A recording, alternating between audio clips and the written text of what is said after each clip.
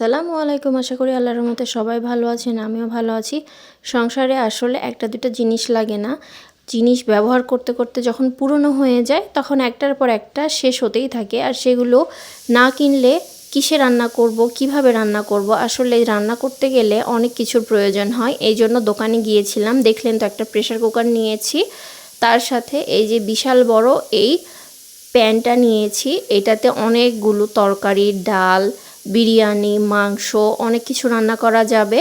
আর box ছিল না, ফ্রিজে করে বক্সে যদি খাবার দাবার রাখা হয় তাহলে একটার গন্ধ আর একটাতে যায় না। এই জন্য বড় বড় সাইজের, ছোট বড় মিডিয়াম আসলে সব সাইজেরই বক্স নেওয়া হয়েছে। বক্সে করে খাবার রাখলে খাবারে কোনো গন্ধ হয় না, পানি যায় না, খাবারগুলো ভালো থাকে। আর এই যে দেখুন প্যানটা কেমন হয়েছে অবশ্যই জানাবেন। আর এটা হচ্ছে ইন্ডাকশনেও ব্যবহার করা যাবে, আমার খুব ভালো লাগছে। তা আম্মু বললো যে এতগুলো কেন আনতে হবে, যেটা প্রয়োজন ছিল শুধু সেটাই নিয়ে আসলে। তো আমার ভালো লাগছে তাই আমি নিয়ে আসলাম। আর এইদিকে গলদা চিংড়ি আনা হয়েছে, গলদা চিংড়িগুলো ভালোভাবে বেছে নিয়ে সেগুলো রান্না করা হবে। দেখুন মোটামুটি বড় ধরনের, এমন না যে খুব বেশি ছোট। তো আমাদের বাসার খালা সেগুলো ভালোভাবে পরিষ্কার করে নিচ্ছে, তারপরে গলদা চিংড়িগুলো বাসার সবার জন্য রান্না করা হচ্ছে। রান্নাবান্না শেষ করে আমরা আবার সন্ধ্যার দিকে গেলাম আরও কিছু জিনিস নিতে। থালা বাসনগুলো সব কেমন খারাপ হয়ে গেছে, এই জন্য দোকানে গেলাম ভালো থালা বাসন নেয়ার জন্য। তো পছন্দ হচ্ছিল না, দেখতে দেখতে দেখতে দেখতে তারপরে 2 সেট প্লেট পছন্দ হয়ে গেল। তো প্লেটগুলো দেখছিলাম কোনটা কেমন। আমার মেজো বোন এবং আমি বের হয়ে গেলাম দোকানে দেখার জন্য। তো 1 সেট প্লেট নেওয়ার পরে মনে হলো যে আর 1 সেট প্লেট নিয়ে গিয়ে রেখে দেই যদি লাগে। আর কিছু চামচ কেনা হইলো।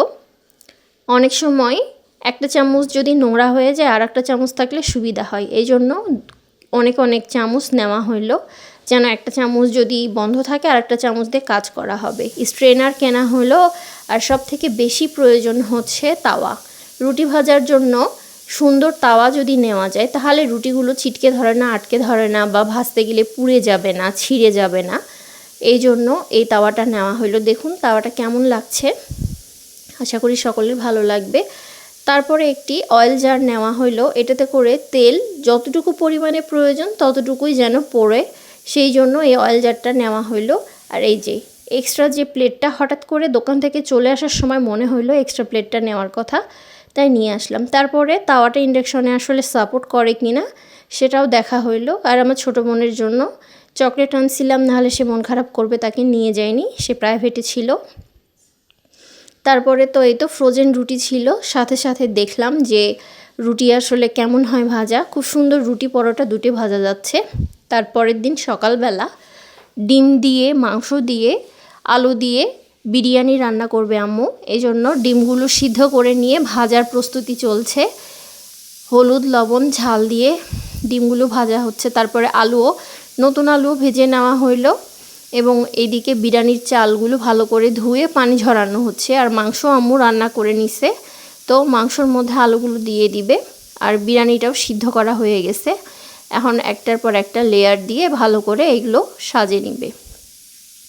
এইদিকে মুরগিও রান্না করা হয়েছে, দুপুরের রাতের আজকে একসাথেই রান্না করা হচ্ছে।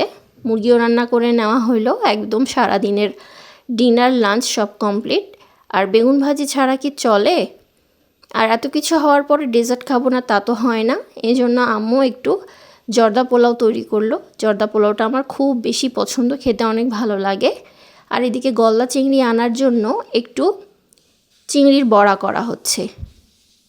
আর এইদিকে ছোট ছোট এই যে সিরামিকের বোলগুলো আনা হয়েছিল, এগুলো দিয়ে আম্মু কি জানি রেসিপি করবে, তাই এগুলো বের করে ধুয়ে পরিষ্কার করা হচ্ছে। আর এই যে দেখুন অনেক বড় পুকুর থেকে পুঁটি মাছ আনা হয়েছে। পুঁটি মাছগুলো কেটে ধুয়ে ফ্রিজে না রেখে টাটকা রান্না করা হচ্ছে। এইটুকু একটু পুঁটি মাছ অবশ্য বড়ই ছিল, সেটার মধ্যে আবার ডিম। তারপরে আব্বু বাজার থেকে নিয়ে আসছে কোয়েল পাখির ডিম।